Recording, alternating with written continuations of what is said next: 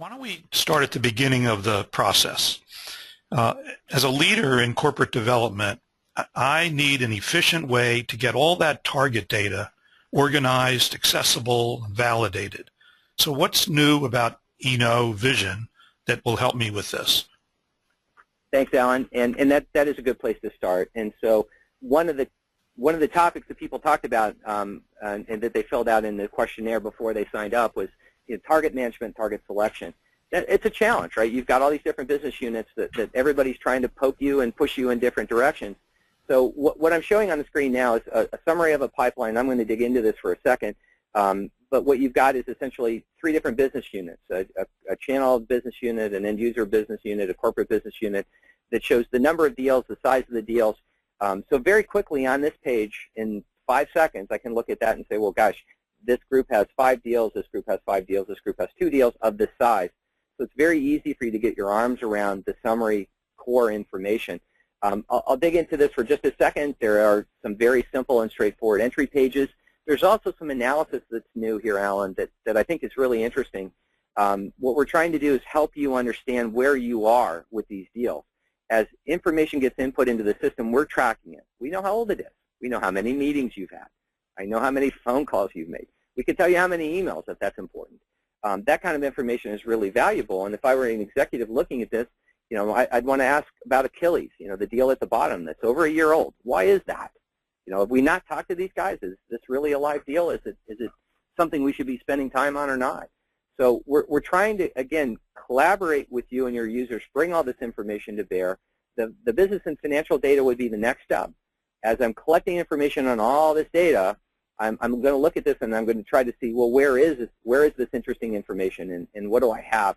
And one of the key ingredients is my ability now to go get Edgar Online data. And what I'm going to do here real quickly is I've got a project called Phoenix. And you're going to have to pay close attention to this, folks. It only takes a second. The data that's listed here under this column that says fiscal year 2014 is, in fact, the primary data. And by clicking on this and asking for Edgar Online data, what it's going to do is you see the wheel spin for a few seconds. It's going out. It's making the call directly to Edgar Online, and actually it does it faster than I can explain it. And what it's now done is this Phoenix data is now live. It just came back from the SEC system in real time. And so now I've got all this information, whether it's interest expense or interest income, and I know it's all for fiscal quarter Q4 and when the date of the peer filing was, revenue numbers, and so on and so forth. All that information is now available. So again, for public targets, Edgar's a great source. There are a lot of private sources. They all work very similarly. We'll work with our clients to do those independently. So if you want to do a Thomson Reuters or a CapIQ or a Hoover's or a ZoomInfo, we're delighted to do those. There's a tremendous amount of information that's available for you that you license now. What we're doing now is connecting the dots so that it's brought into your system automatically and made available to your people. Again, that quickly, that efficiently, single push button. Well, it's great that you can get all that information about the target in one place, Steve. But as you know, there are lots of meetings and emails and other activity. In fact, you mentioned that on one of the previous screens. Tell us how the system helps keep track of all that activity that surrounds the pipeline. So I started with showing everybody some of the new things that are on the pipeline side. I'm going to dig into the individual deal. I'm going to look at a deal. And there's a couple of key elements here, and I'm going to go to actions for just a second. You can obviously see there are a number of tabs where we can keep normalized data for a lot of things. Status reports, where's it at, what are my value drivers, all of that stuff. The data entry fields here are categorized by basic intake, business and financial, very easy to get to, very easy to see from a summary perspective. But let's go right to the actions. I do love this feature, and I mentioned earlier, I know how hard it is when you've got 3 or 4 or 5 different people. If the people are out there making meetings and they put it in their Outlook calendar, we're going to get it. And so it's really important to be able to note that we can capture that information. Decisions is one of the key topics. And what you'll see here are these are 3 key decisions that have been made about this. They can be everything from an approval. Here's a board resolution. I like that. Let's click on that. By clicking on that single document, you see the actual board resolution that was loaded into the system. again, efficient, easy way to keep all this information. Everybody knows what decisions have been made. Everybody knows who was involved in those decisions. Same with meetings. I can jump on a meeting. I can get board meeting minutes. For those of you familiar with the ICS file, that's an Outlook connector, right? So if I type on that, it'll actually bring up the Outlook meeting. But I've got all my meetings and the owner of those meetings and what the status was and what the date was. So again, it's very easy for me to bring all these things together. Going back for just a second, we can capture a lot of different things. These are the big ones, though, right? Decisions, phone calls, calls that were made to the client, physical meetings, action items, things that are assigned to people, and ultimately email. So you've got a single system of record and a way to tell the whole story. That action item tracker is particularly interesting, Steve. Can you explain how we can create tasks for other people and how they would know that they've been assigned some new action item? Certainly, and that's a new piece too. This is something everybody does, right? You're in the middle of a meeting, and it's like, oh, I forgot you needed to do that. So I'm going to jump in here. I have not shown the controls. There's a lot of features that are giving people control here, but you see this little plus button. When I click on that, it's going to open up another screen, and oh, by the way, plus means add. And what I've got here is the ability now to add an activity, whether that's a meeting that's going to end up in Outlook or whether that's something else. If I specify that this is going to be, for example, an action item, you'll notice the screen's going to blink real quickly and then come back with a slightly different format. And what that is by specifying the type, the system is smart enough to know what information it needs. And so it is, in fact, a wizard. And now I can create an action item that I could assign to you, Alan, or I could assign to somebody else on the team. I put in a title, I put in the task, I put in the information, I specify who the owner is in the checkbox, click submit. That item then will show up. You'll get an email alert that says, hey, Alan, you've got a task to do that was assigned by Steve. Click on here and you'll get the details. When you go and look at your action information in your desktop or through your email, you'll see it. And more importantly, I'll have a list of the things that I assigned to you, so we're going to know what's done, what's not done, and who owns those tasks. So a big part of action tasking and knowing the meetings is also knowing who's got the responsibility. We have one of the first questions from our audience, Steve. Question is, how do those emails get into the system?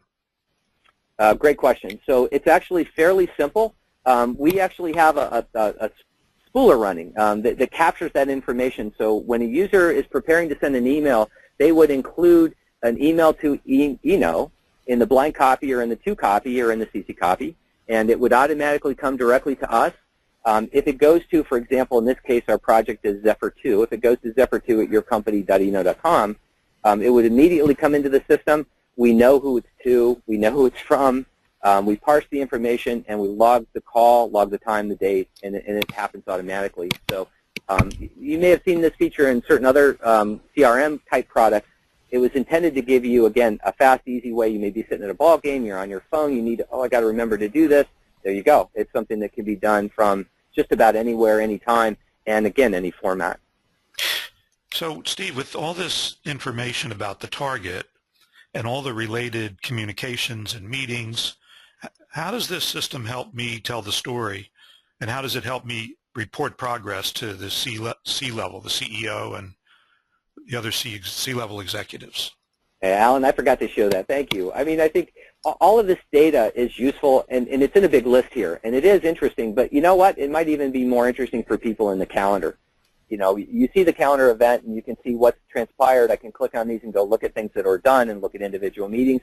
I can also see all the action items on all the meetings that are scheduled in the future. I can tell the story now, right? All the pieces are here. Ultimately, what I'm trying to drive to is a summary. And this is just a sample, but it's a common one. We call it a Foursquare report, where you can take some of the most key topics summarized in a format that puts them on one page at one time. That's alive. It's real. It's in real time. And so I've got the overview. I've got the deal summary. Every one of our clients, Alan, as you know, asks for this information, and everyone asks for it in a slightly different way. What I think is really key about it is it makes it very straightforward, very simple. Corporate development users that are using eknow are capturing this information. They see the emails. They've got all this information at their disposal. We need to help them digest it. It needs to be pulled into this analysis. this is the slide that's going to go to the CEO or the CFO or the committee, the deal committee. They need to have this information readily at their hands. They're going to create it anyways. Most likely it's going to take them hours to put it in PowerPoint. So why not have the system do it live? Why not have the system do it in an automated fashion? I can print it to a PDF. I can export this. I can do a lot of things. It's intended to be your format, your information, and again, a vast simplification and the ability to keep everybody updated in real time. Okay, so let's roll the clock forward, Steve, and say that we're now at the beginning of due diligence. We just got access to the target's data room, and we're ready to begin. So how does the eknow vision help us at this point? So we're going to dive in now from the target pipeline and all the deals to the details on one deal, and now now you're going to take me to the really low level here, Alan. We're going to look at a specific diligence progress report and diligence progress on this deal. As you can see on the top, 115 records. It's not a big one, but it's active. It's going on. This is something anybody on the phone could have already created and started, and it's already partially done.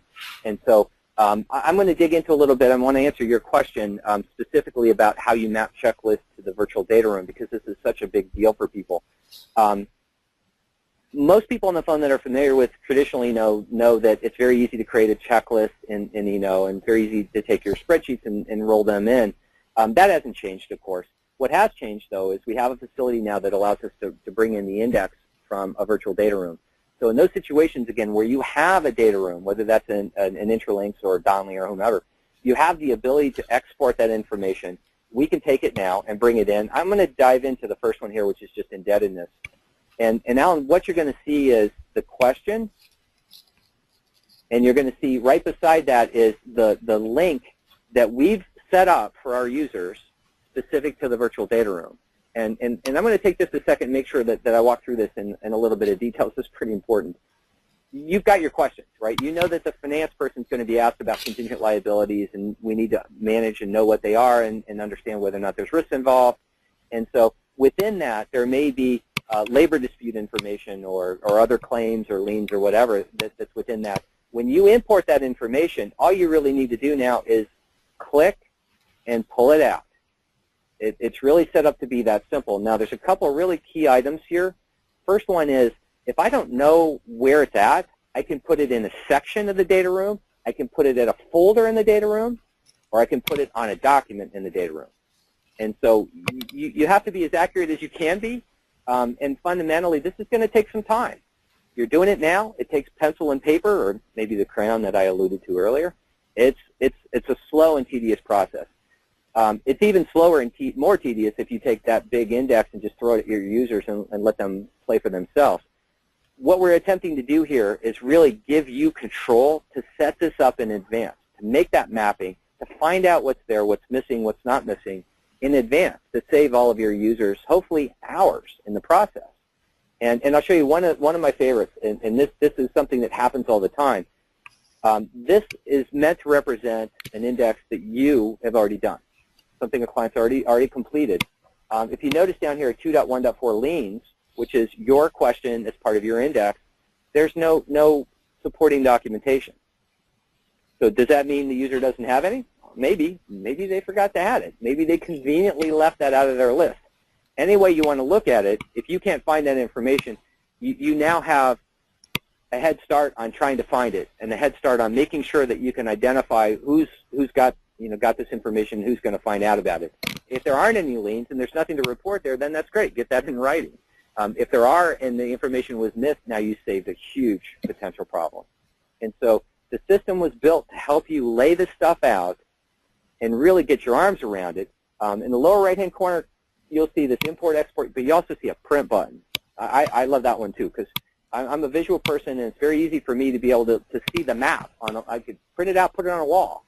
And by doing so, I can draw the lines together and connect the dots.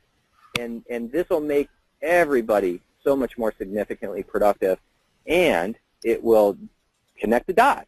You'll know when somebody gives you a risk, which document they viewed to create that analysis. So it'll always tell you which ones they did, when they did it, how they did it, and more importantly, which document they connected to in the data room that was connected for them. So I'm wondering, who typically does that mapping, and how long does it take, Steve? Yeah, that's a question we're going to get from everybody on the phone too. So corporate development is typically responsible for setting this up. They manage the checklist, they manage all those things. So people on the corporate development team are the administrators of that function. Somebody on that team typically would work maybe with somebody in the functional groups, or they would do it themselves to help align these things. Now, when we built a lot of our checklists, and when people build a lot of their checklists, a lot of times they're based on those indexes that are available from the data rooms. It's a standard format. People are aware of it. If you go look at the hundreds of checklists available on the Intralinks website, you'll see a lot of it looks the same. So the good news, the really good news, is a lot of this stuff is laid out in a very comfortable format. The second piece is once you do it for this project, you don't have to do it again. It's only once. And by doing it once up front, you're going to make everybody else downstream, that's all of those diligence users, vastly more productive and vastly more comfortable. That's going to help you be their hero because you're going to take hours of time off their plate and make them productive. Okay. So now that we understand the mapping and the tracking capabilities in the dashboard, what does this look like from the point of view of the team member? Alan, that's the next logical step, so I'm glad you asked that. And I'm going to shift gears completely here for a second. The dashboard, for those of you that maybe are not familiar, is what we were just in. The dashboard is maybe a little heavier interface. It's intended for those people that need to have more control, more access. It certainly is there for power users. It certainly is there for administrators. A lot of your users are these diligence users. These are people that just come in and answer a couple of questions, or they come in and get a report, or they give you a piece of data. They're not here all day, and they only really want to get in and get out. And so we have a workflow-driven utility we call the Interactive Memorandum, or iMemo for short, that allows you to do exactly that. Now, I just opened up Gmail. I get as far away from my Outlook mailbox so it doesn't clutter up my Outlook mailbox. And I have 3 different users that are all getting these email notifications of these iMemos. They're all secure. I'll show you exactly how they work in just a second, but I wanted to make sure you knew that this is a big part of what we do so that all of these users get these notifications that come directly to them, they're specific to them, and they only come when they're supposed to. And so the first one is I've got a diligence user who's supposed to update their activities.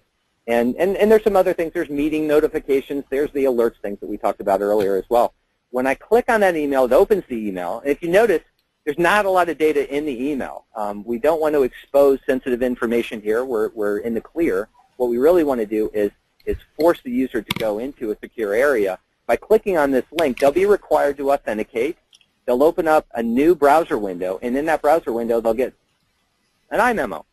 And now we've eliminated the typing necessary, so there's no authentication that we need to do here. But the reason that we did that was just to keep it clean and make it go faster. But this is an example of an iMemo. It's very simple and very straightforward. The question is on the left. The first column that you see, the virtual data room index link, those are the links to the actual documents that are stored in the data room. Now again, the user doesn't have to care where they are. They just need to know, I'm going to do bank accounts and I need to figure that out. Now we've also added a place for them to put status. We've put a place for them to put their notes. On the far right, we've also got maybe some internal documentation. Maybe they need to compare, well, how does our policy map to their credit report? And so I'm going to take a second here, and I'm going to open up this credit report. And what's going to happen is it's going to ask me to log in. And so bear with me just a moment. I need to type.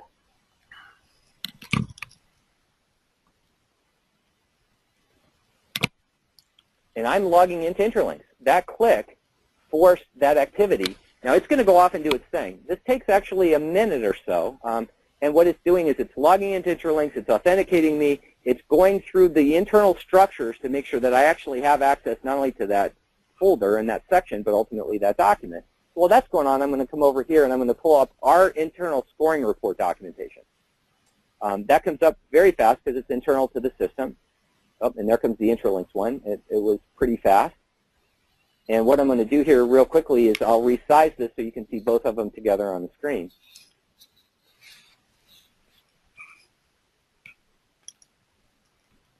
And so on the left-hand side, and you can see this in the browser at the top, this is the documentation that was provided by your seller.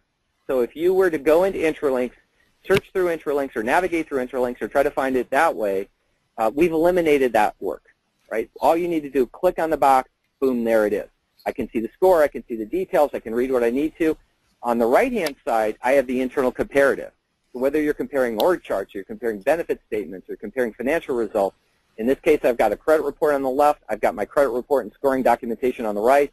Everything I need as a user was delivered to me on one page. This is the first time we've ever seen anything like this. I'm sure you haven't seen it either.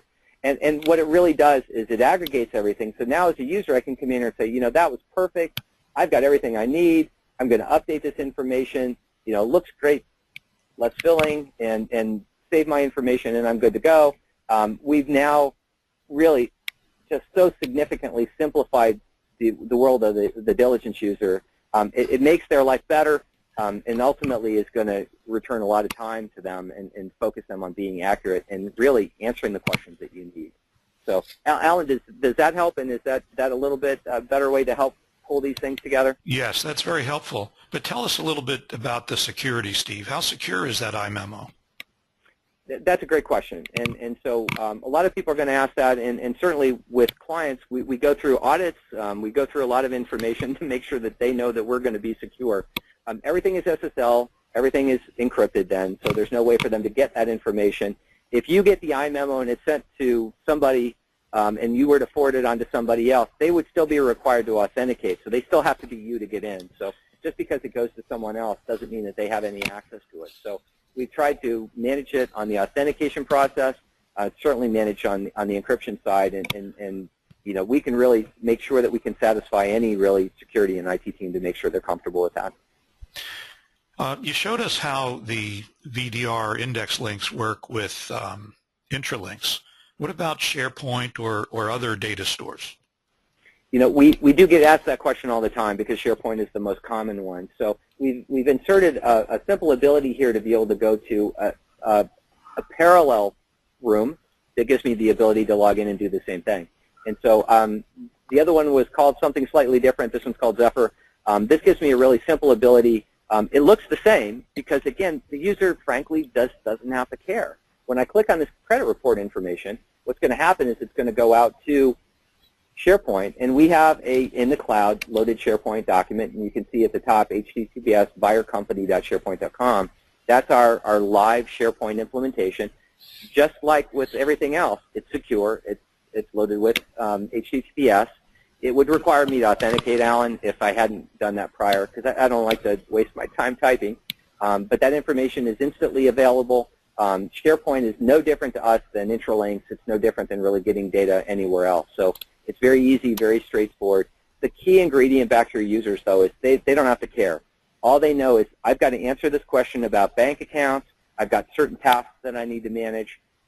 There's my document. I click on it. I get it. I move forward. And it looks like an oversimplification. It is. I think that the mastery behind this is what's critical, and the user just doesn't have to care. They just have to care about being able to get to what they need to efficiently, effectively, in your format and your time. So I can see how the iMemo really makes it easy for team members, and we can see how that mapping process actually saved them a tremendous amount of time. They don't need to go hunting through the VDR for the documents. Is there a training requirement here, and what else can this system do to help me manage the process and report up to the CEO? Okay, so there's a couple questions that you just asked. Our goal with these iMemos, frankly, is to require no training. Now, your users still need to understand, and the corporate development people on this call understand, they have to know what to do, right? I mean, they have to know how to answer the question.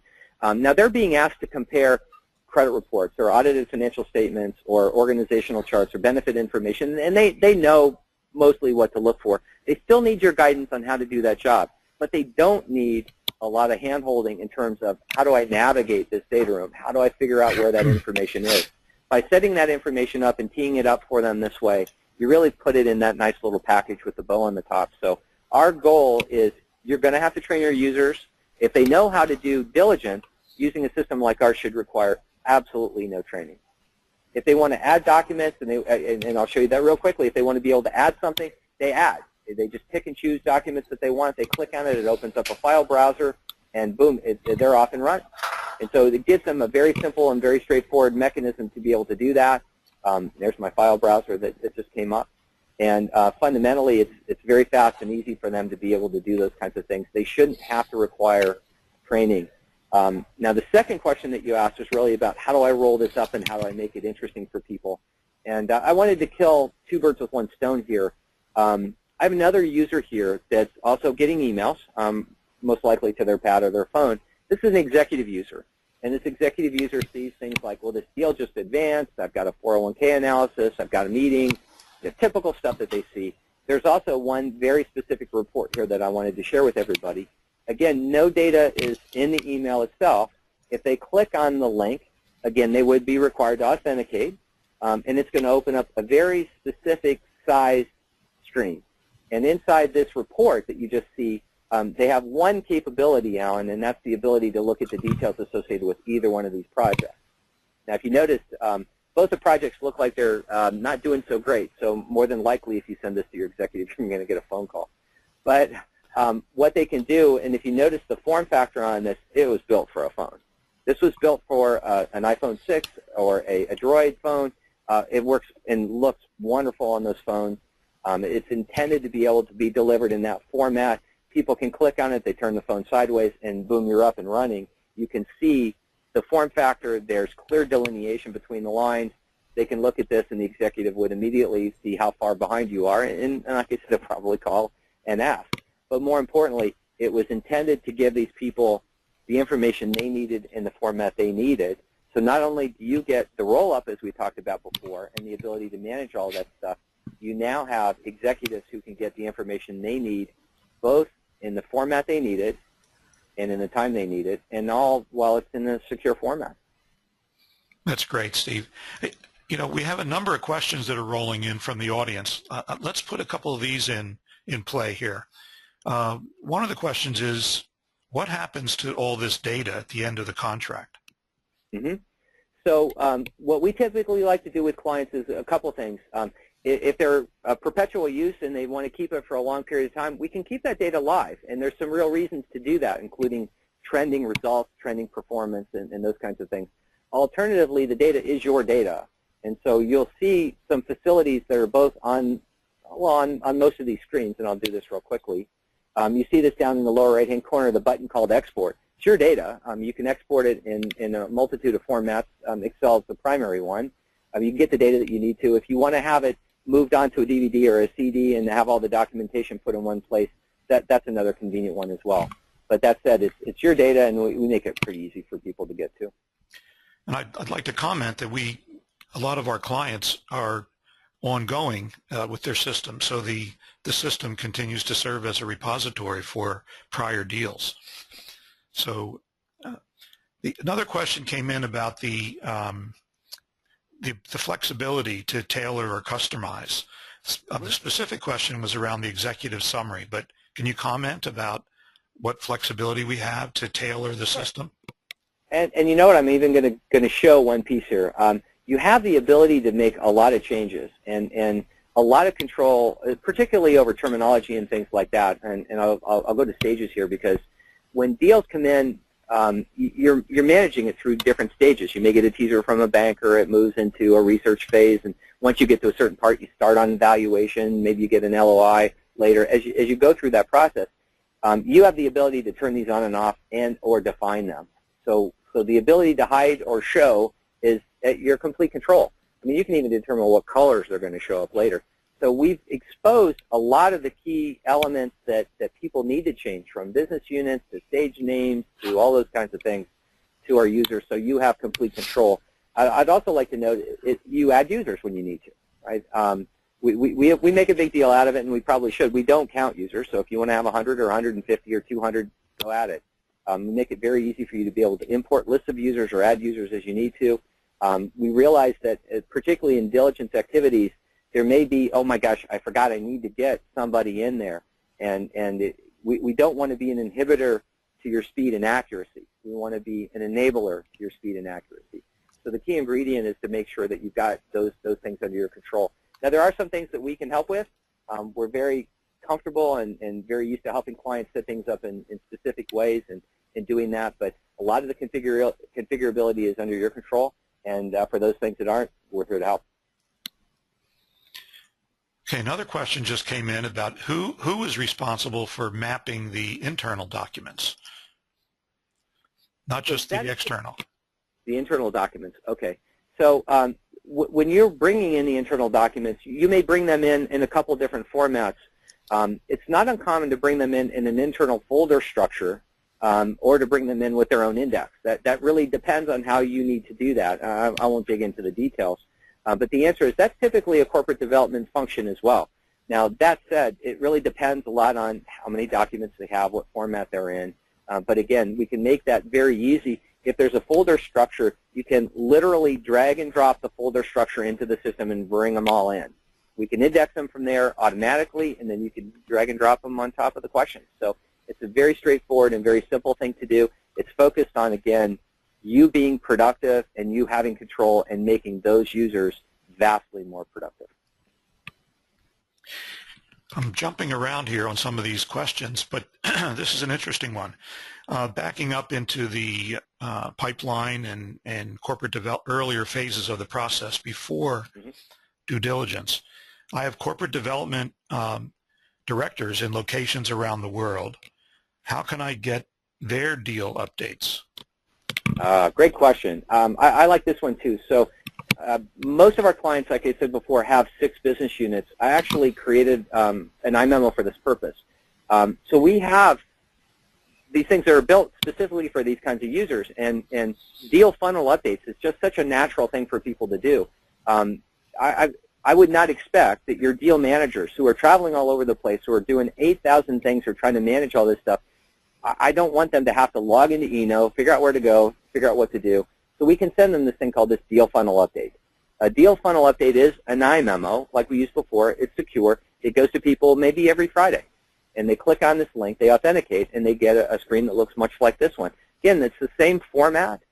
These are the deals that I'm responsible for. These are the deals that I'm on. I can add documents if I need to. I can change the stage. I've got a date in here. I could specify that it's a different date. And, of course, I have the ability to very quickly just change the text. And so if I want to say, well, wait a minute, this one's at a completely different phase. I've got to move the stage date. It's been updated. Click on Submit. I'm done. And so what we're essentially doing is using the system to poll people in the time frames that they need to, so they don't need to remember which things they need to do. It's more important that they do their jobs, that the system becomes an enabler of that and not a contributor just taking away from their time. So we want to make it as easy as possible. Again, if they're sending emails into the system, all they need to do is blind copy eknow. It comes in automatically. Connecting to their calendars is something that we can do automatically. So if they're putting a meeting in Outlook, it shows up in eknow. If they put it in eknow, it shows up in Outlook. And that's a big part of, again, keeping it as easy for them as possible. They're not wasting a lot of time with duplicated entry or quite frankly, miscellaneous information that they don't want to have. Okay, as we're getting close to the top of the hour here, Steve, there's a big question here that kind of relates to what I know you're going to say in summary. So let me ask this question. It came in. What in your new approach is going to make the breakthrough insight, not just saving an hour or two, but leading to wild success for corporate development? You know, I think there's a couple ways to answer that question, and frankly, I like that question. Look, I think that what we're trying to do here is enable the corporate development team to be massively more successful. You're right. This is not about an hour here. It's not about an hour there. It's about enabling your team to do things that they haven't been able to do before, and that includes the entire extended team. Adding the collaborative components that we've added, whether that's automating data imported, whether that's validation of data that's coming in automatically, whether that's sending out alerts or getting those updates, that collaboration will make the interaction of your team members vastly more effective. And so you won't see decisions being made now in a vacuum. You won't see duplicated effort. You're going to see coordinated effort to get to a better place for everybody. And so in that, I'm looking at the clock, realizing I'm out of time. A couple quick comments back to the 3 key needs that we were asked to focus on by those interviewees. Look, speed and accuracy. You're absolutely right. Speed is a big one. And people will see hours here, hours there, and of course if it's a couple of hours times 30 diligence people, that's a lot of hours, but you got to have the accuracy. Without the accuracy, you can't get it done. And so combining speed and accuracy, getting all the information in one place is going to make you, the corporate development executive, the deal hub. You're going to know what you have to do. You're going to know when diligence is done. You're going to know when something gets missed. And I think to your question, Alan, those are big topics. I mean, you can't go to diligence. You can't complete diligence with big holes. And heaven forbid you get asked those questions, what's missing, and you don't have a good answer. And so ultimately, our focus here, and I believe what we've done, is going to provide the information to make our corporate development users heroes, not only to their teams and to their diligence teams, but to their leadership. This is going to make their teams enable this capability shift in corporate development to be both vastly more efficient, but vastly more successful, and produce much better results. Well, thank you, Steve. And I'd like to thank everybody in the audience for joining today's introduction to eknow Vision. We'd also like to thank all of our clients and prospects who've helped us truly understand what they need to be successful. And without them, we could not have envisioned this much gain was possible. We're proud to support the critical perpetual role of corporate development with eknow Vision. If you want your corporate development activity to have significant positive impact on your company's future, I invite you to take the eknow Vision test drive. Qualified drivers can sign up at eknow.com. And once again, I'd like to thank you for your time this afternoon. We look forward to speaking with you again soon, and questions that didn't get answered during the session will be answered in follow-up.